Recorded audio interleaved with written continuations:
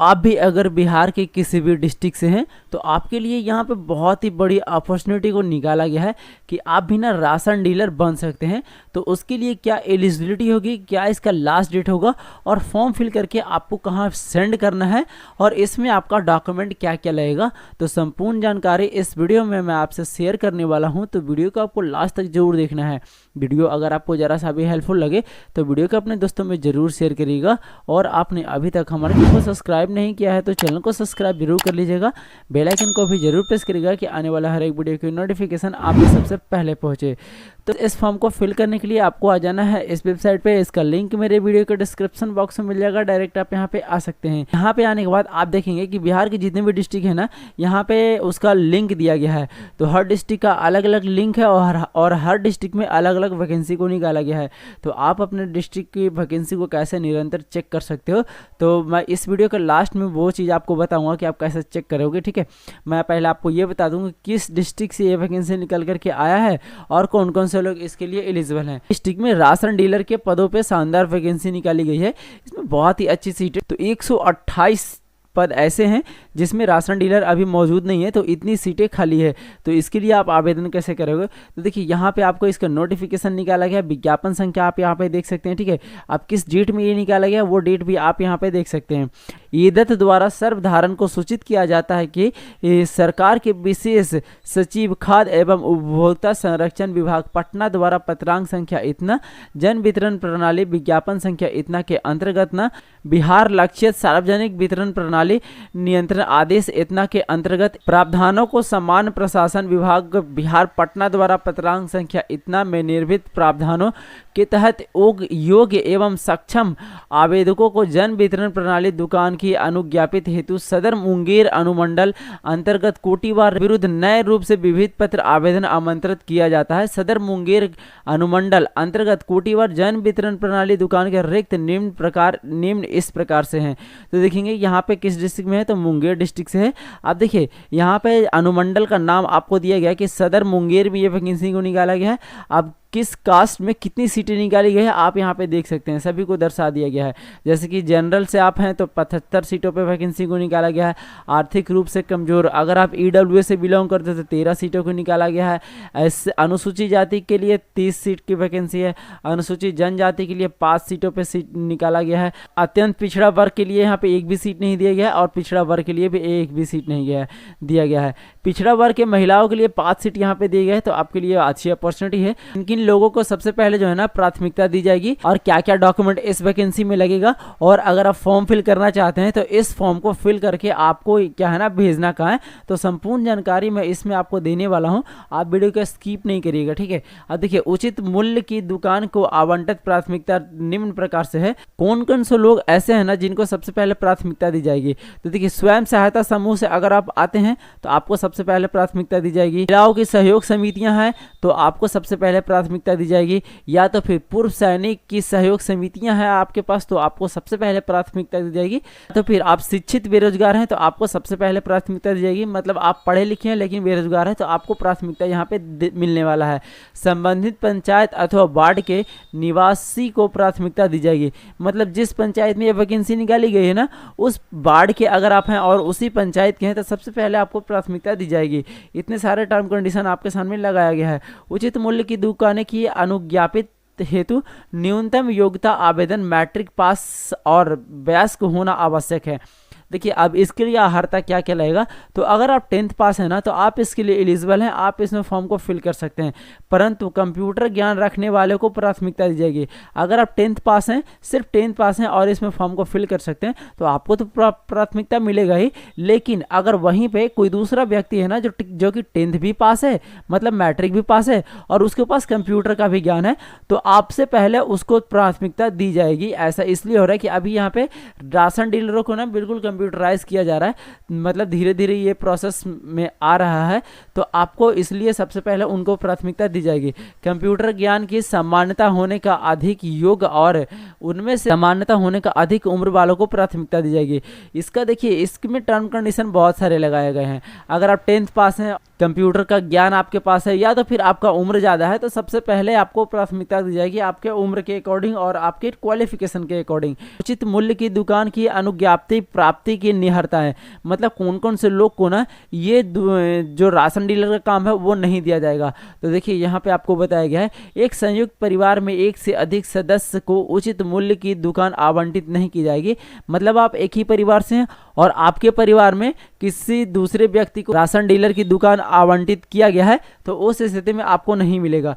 पिता माता भाई बहन की पत्नी भाभी पति पत्नी पुत्र पुत्रवधू और सौतेला भाई परिवार की परिभाषा में आयोग, मतलब अगर आप राशन डीलर के ये सारे चीज लगते हैं तो आपको यहाँ पे राशन डीलर का काम नहीं दिया जाएगा। मुखिया सरपंच पंच वार्ड सदस्य पंचायत समिति के सदस्य जिला परिषद के सदस्य विधायक विधानसभा परिषद के सदस्य और सांसद तथा नगर निकायों को निर्वाचन सदस्य इस रूप से अपने कार्यालय तक उचित मूल्य की दुकान अनुज्ञापित करने की, क्या पागल या दिवालिया को यहाँ पे नहीं दिया जाएगा राशन डीलर का काम, ठीक है।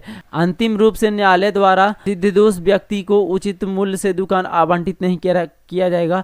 अंतिम रूप से न्यायालय मतलब अगर आप पे किसी प्रकार का केस वगैरह चल रहा हो तो आपको यहाँ पे ये भी दुकान नहीं दिया जाएगा। तो सारी चीज़ों को यहाँ पे कंफर्म कराया गया है, आप यहाँ पे आकर के एक बार जरूर देख लेंगे। अगर आप ये फॉर्म फिल करना चाहते हैं तो उसके लिए आवेदन आपको क्या क्या लगेगा, तो देखिए एक आपके पास ना आवासीय प्रमाण पत्र होना चाहिए, आरक्षण के दावा करने वाले अभ्यर्थी के पास ना जाति प्रमाण पत्र होना चाहिए, चरित्र प्रमाण पत्र जो कि पुलिस अधीक्षक से निर्गत हो, ठीक है, एक इनकम सर्टिफिकेट मतलब आय प्रमाण पत्र, शैक्षणिक योग्यता आपके पास होना चाहिए, अधियोजन प्रमाण पत्र आपके पास होना चाहिए, व्यापार स्थल की विवरणी संबंधित कागजात आपके पास होना चाहिए, मतलब आप यहाँ पे व्यापार ये करेंगे उसका कागजात आपके पास होना चाहिए, पर्याप्त पूंजी का साक्ष्य आपके पास होना चाहिए, मतलब इसमें जो है ना आपको पहले पूंजी लगता है उसके बाद ही आपको ये अनाज मिलता है, उसके बाद आप वितरण कर सकते हैं। एक शपथ पत्र आपका लगेगा, दिव्यांग श्रेणी के लाभ हेतु दिव्यांगता प्रमाण पत्र आपका लगेगा। अगर आप विकलांग है तो उसके लिए आपका विकलांग सर्टिफिकेट लगेगा जो कि शेष प्रखंड वार, निकाय वार, पंचायत वार, वार्ड वार एवं कोटि वार रिक्त के विविध प्रपत्र अनुसूचित 1 में और अनुसूचित 2 में जिला मुंगेर के इस वेबसाइट पे आपको देखा जा सकता है। तो देखिए फ्रेंड्स, अगर इस फॉर्म को आप फिल करना चाहते हैं ना तो इसका लास्ट डेट आपको बताया गया कि 25 जून 2025 के संध्या 5 बजे तक आप इस फॉर्म को फिल कर सकते हैं। अब देखिए सबसे पहले हम बात कर लेते हैं कि किस व्यक्ति को कौन सा फॉर्म फिलअप करना है। इसमें 2 फॉर्म दिए गए हैं और फॉर्म फिल करने के बाद आपको भेजना कहाँ है, तो ये चीज आपको यहाँ पे कंफर्म कराएगा कि इच्छुक व्यक्ति विविध प्रपत्र अनुसूची 1 में तथा स्वयं सहायता समूह के महिलाओं और पूर्व सैनिकों की सहयोग समितियां के लिए अनुसूचित 2, देखिए यहाँ पे आपको बताएगी कि अगर आप स्वयं सहायता समूह चलाते हैं और महिलाओं का भी समूह चलाते हैं या तो फिर पूर्व सैनिक की सहयोग समितियां हैं तो आपको क्या है अनुसूचित 2 फॉर्म को फिल करना है। और अगर आप नॉर्मल व्यक्ति हैं जैसे कि आप शिक्षित हैं और बेरोजगार हैं तो उनके लिए आपको अनुसूची 1 फॉर्म को फिल करना है। फॉर्म को फिल करने के बाद आपको जमा करना कहाँ करना है, तो देखिए आपको यहाँ पे बताएगा कि अपना आवेदन भरकर आपने संबंधित अनुमंडल कार्यालय में जमा करेंगे। विविध प्रपत्र के साथ निम्नलिखित कागजात जमा किया जाना अनिवार्य होगा, जो कि आपको डॉक्यूमेंट यहाँ पे दिया गया है। सेम चीज़ आपको यहाँ पे भी बताया गया कि आपने सदर अनुमंडल कार्यालय में सदर मुंगेर में आप यहाँ पे जमा करेंगे। अब देखिए इसमें नीचे की ओर आएंगे तो किस ब्लॉक में कितनी सीटें दी गई है सभी चीज़ आपको यहाँ पे कंफर्म कराया गया है। यहाँ पे कोटिवार करके सारी चीज़ों को दिया गया है, कौन से ब्लॉक में सीट खाली है और कितना आपको वहाँ पे अनाज आवंटित होने वाला है, तो सारी चीज़ें आप यहाँ पे आकर के देख लेंगे। तो फ्रेंड्स अब हम बात कर लेते हैं कि अगर आप ये फॉर्म फिल करना चाहते हैं तो आप इस फॉर्म को कैसे फिल करोगे। तो हम इस फॉर्म पर आ जाते हैं।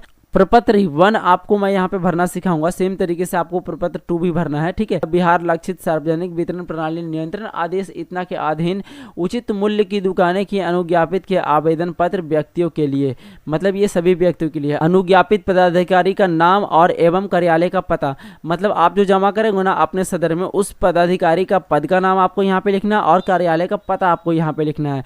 आप जिस भी व्यक्ति का फॉर्म फिल कर रहे हैं उनका एक फोटो आप यहाँ पे चिपकाएंगे जो कि पासपोर्ट साइज होगा और उस पर सेल्फ असिस्टेड आपका होना चाहिए, मतलब आप इधर से सिग्नेचर करेंगे और इधर तक आपको करना है, फेस पे नहीं करना है, ठीक है। आवेदक की विशिष्टियां, मतलब आपको क्या क्या फिल करना है, तो आवेदक का फुल नेम आपको यहाँ पे फिल करेंगे। अगर आप इंग्लिश में फॉर्म को फिल करते हो तो आपको कैपिटल लेटर में पूरे फॉर्म को फिल करना है, और अगर आप हिंदी में फिल कर रहे हैं तो आप नॉर्मली फिलअप कर लेंगे, ठीक है। यहाँ पे पिता या पति का नाम आप फिलअप करेंगे। अगर कोई महिला का फॉर्म फिल कर रहे हैं तो यहाँ पे पति का नाम फिलअप करेंगे अगर वो मैरिड होंगे तो, और अगर वो अनमैरिड होंगे तो आपको पिता का नाम फिलअप करना है। और अगर कोई मेल का फॉर्म फिल कर रहे हैं तो सिंपली आपको पिता का नाम यहाँ पे फिल करना है। और शैक्षणिक योग्यता आपको बताना है कि आपने ना कहाँ तक पढ़ाई की, तो हाईएस्ट क्वालिफिकेशन आप यहाँ पे फिल कर देंगे। उम्र आपको यहाँ पे बताना है, अपने डेट ऑफ बर्थ से आप कैलकुलेट कर लेंगे। अस्थायी पता तथा वर्तमान पता आपको यहाँ पे बताना है। फ़ोन नंबर या तो फिर मोबाइल नंबर या तो फिर ईमेल आपको यहाँ पे लिखना है। कंप्यूटर का ज्ञान आपके पास है तो आप यहाँ पे यस कर सकते हैं, ठीक है, या तो फिर हाँ कर देंगे। अगर आप हिंदी में फिल करेंगे तो हाँ करेंगे, इंग्लिश में फिल करेंगे तो आपको यस करना है, इस प्रकार से, ठीक है। उचित मूल्य की दुकान का विवरण जिसके लिए अनुज्ञापित अपेक्षित है। देखिए, व्यवसाय स्थल का विवरण, व्यवसाय स्थल का विवरण आपको देना है कि आपका जो है ना मकान है या दुकान है तो उसका संख्या आपको यहाँ पे फिल करना है। होल्डिंग नंबर है तो आप यहाँ पे फिल करेंगे। क्षेत्रफल, मतलब उसका ना जगह कितना है वो आपको यहाँ पे फिल करना है। खाता नंबर और खेसरा नंबर आपको यहाँ पे बताना है।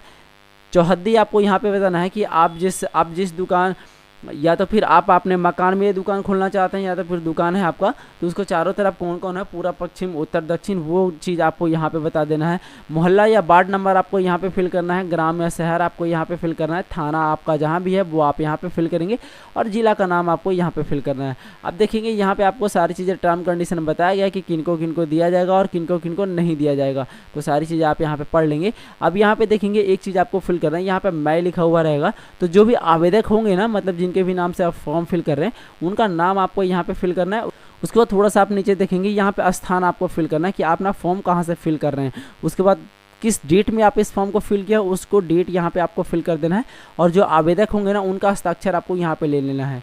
अब ये तो हो गया प्रपत्र 1। तो प्रपत्र 1 के साथ क्या क्या डॉक्यूमेंट लगेगा, तो जैसे कि मैंने आपको यहाँ पे बताया कि आपको डॉक्यूमेंट इसमें क्या क्या लगने वाला है, तो ये सारे डॉक्यूमेंट पे ना आपको सेल्फ असिस्टेड करके आपको जमा करना कहाँ करना है, तो आप अपने अनुमंडल कार्यालय में सदर मुंगेर में आप इस फॉर्म को जमा कर सकते हैं। वहाँ से आपको प्राप्ति रसीद भी ले लेना है। इस बात को आपको ध्यान में रखना है कि आपने फॉर्म वहाँ पर जमा किया है। ये तो नॉर्मल लोगों के लिए हो गया प्रपत्र 1। से व्यक्ति कोई संस्था चलाते हो या तो फिर समिति चलाते हो, उनके लिए यहाँ पे अनुसूचित 2 दिया गया है, मतलब प्रपत्र 2 दिया गया है। तो यहाँ पे आवेदक का अभिप्रमाणित फोटो आप यहाँ पे लगाएंगे, ठीक है।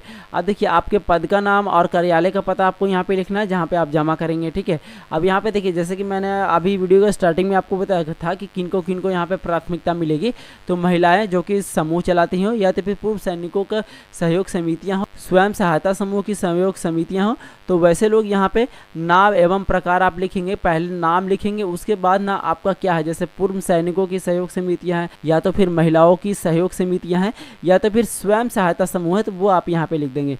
निबंधन संख्या एवं वर्ष, मतलब इस समिति का निबंधन संख्या आपको यहाँ पे लिखना है और उसका ना स्थापना कब हुआ वो उसका डेट आपको यहाँ पे फिल करना है। स्वयं सहायता समूह के कार्यालय का पता आपको यहाँ पे फिल करना है। मुख्य पेश का क्षेत्रफल आपको यहाँ पे फिल करना है कि आपके पास ना कितना क्षेत्रफल है। बाकी सेम तरीके से भी इस फॉर्म को फिल कर लेंगे, ठीक है। फॉर्म फिल करने के बाद थोड़ा सा आप यहाँ पे नीचे आएंगे। अब देखिए यहाँ पे आपको बताया गया कि सहयोग समिति एवं स्वयं सहायता समिति प्रधान का हस्ताक्षर आपको यहाँ पे लगेगा, मतलब जिस भी आप समिति में है उसके जो अध्यक्ष होंगे ना उनका सिग्नेचर आपको यहाँ पे लगेगा। उनका नाम, उनका पद का नाम, उनका मुहर नाम के साथ में होना चाहिए, ठीक है। अब देखिए आवेदक का हस्ताक्षर आपको यहाँ पे लिखना है। उनका नाम आपको यहाँ पे लिखना है, पद का नाम, मतलब जो आवेदक है ना वो इस समूह में कौन से पद पे काम कर रहे हैं उसका पद का नाम है आप यहाँ पे लिखेंगे। और सहयोग समिति एवं स्वयं सहायता समिति का नाम आपको यहाँ पे फिल करके और सारे डॉक्यूमेंट को लगा करके आपको इसी एड्रेस पे सेंड करना है, मतलब जाके जमा करना है और वहाँ से प्राप्ति रसीद आप ले लेंगे। तो फ्रेंड्स इस प्रकार से आप राशन डीलर वितरण प्रणाली के लिए आप फॉर्म को फिल कर सकते हैं अगर आप मुंगेर से आते हैं तो। अगर दूसरे डिस्ट्रिक्ट का आता है तो नेक्स्ट वीडियो में मैं आपको सेकंड डिस्ट्रिक्ट का लेकर के आऊँगा, तो उसके लिए आप हमारे चैनल को सब्सक्राइब जरूर कर लीजिएगा। तो फ्रेंड्स वीडियो के लास्ट में हम ये बात कर लेते हैं कि आप अपने डिस्ट्रिक्ट की वैकेंसी को कैसे चेक कर सकते हो। तो वापस से हम लोग आ जाते हैं इस वेबसाइट पर। आप जिस भी डिस्ट्रिक्ट से आप बिलोंग करते हैं उस डिस्ट्रिक्ट वाले ऑप्शन पर आपको क्लिक करना है। जैसे आप इस डिस्ट्रिक्ट वाले ऑप्शन पर क्लिक करेंगे तो पेज आपका थोड़ा सा कुछ लोड होगा। यहाँ पर आपको थोड़ा सा सा वेट करना है। तो आपके सामने कुछ इस तरह का वेबसाइट खुल करके आ जाएगा। अब यहाँ पे आपको देखना है नोटिस का एक ऑप्शन आपको मिलेगा। अगर आपके केस में नोटिस का ऑप्शन नहीं मिलता है तो यहाँ पे आपको 3 डॉट का एक ऑप्शन मिलेगा, इस पर आपको क्लिक करना है। आप देखिए इधर खुल करके आ जाएगा। तो यहाँ पे देखिए सूचनाएं में यहाँ पे भर्ती लिखा हुआ है, सिंपली इस पर आपको क्लिक करना है। अब आपके डिस्ट्रिक्ट में जितनी भी भर्तियाँ चल रही होगी ना वो पूरा वैकेंसी आपको यहाँ पे शो करेगा। तो आप इस प्रकार से चेक कर लेंगे कि आपके डिस्ट्रिक्ट में कौन सी वैकेंसी निकल करके आया है। तो फ्रेंड्स इस वीडियो में मैंने एक संपूर्ण जानकारी आपको बताया है कि आप राशन डीलर का फॉर्म कैसे फिल कर सकते हो, क्या क्या आपका डॉक्यूमेंट लगेगा और कैसे आप अपने डिस्ट्रिक्ट की वैकेंसी को चेक कर सकते हो। तो वीडियो अगर आपको ज़रा सा भी हेल्पफुल लगे तो वीडियो को अपने दोस्तों में जरूर शेयर करिएगा। और आपने अभी तक हमारे चैनल को सब्सक्राइब नहीं किया है तो चैनल को सब्सक्राइब जरूर कर लीजिएगा, बेल आइकन को भी जरूर प्रेस करिएगा कि आने वाले हर एक वीडियो की नोटिफिकेशन आप सबसे पहले पहुंचे। तो मिलते हैं फिर से किसी ऐसे ही नया टॉपिक के साथ, तब तक के लिए धन्यवाद। देखते रहिए A to Z सॉल्यूशन। जय हिंद।